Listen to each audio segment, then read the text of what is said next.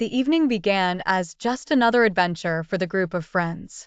Olivia, Daniel, and Lisa were always on the lookout for the next thrill, and tonight's challenge was a séance. They had gathered in Olivia's grandmother's old, creaky house, believed to be haunted. The room was dimly lit, casting eerie shadows on the faded wallpaper. Olivia set up the ancient Ouija board in the center of the room. The air felt heavy, charged with an unseen energy. Daniel lit the candles, their flames flickering ominously, while Lisa recited the incantation she found in an old book of spells. They sat in a circle, their fingers lightly resting on the planchette. "Did you hear that?"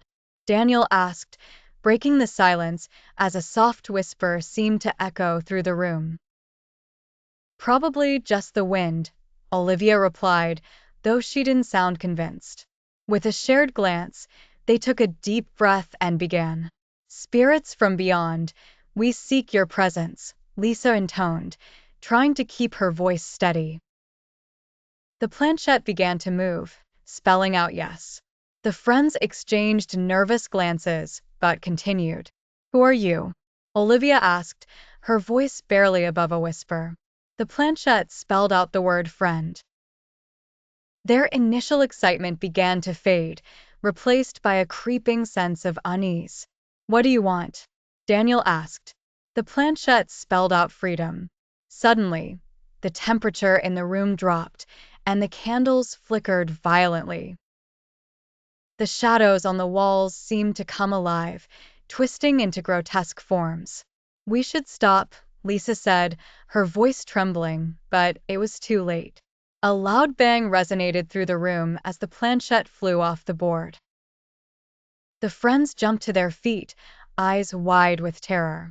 "Can you hear that?" Olivia whispered. It was a low growl, emanating from a dark corner of the room. The entity revealed itself, a grotesque, shadowy figure with glowing red eyes.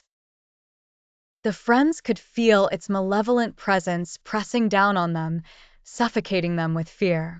"We need to banish it," Lisa screamed, fumbling for the book of spells. The walls shook as the entity moved closer, its growls morphing into deranged laughter. Lisa shouted the banishment spell, her voice cracking. Light filled the room as the entity let out a piercing scream, and then silence. The room returned to its normal state, the candles burning steadily once more. "Did we do it?" Daniel asked, his voice shaking. "I think so," Olivia said, though her eyes darted around the room, still expecting the worst. They packed up the Ouija board and left the house, the night's events leaving a haunting mark on their souls. From that night on, none of them spoke of what happened, but the shadows in their eyes told a story of a terror they would never forget.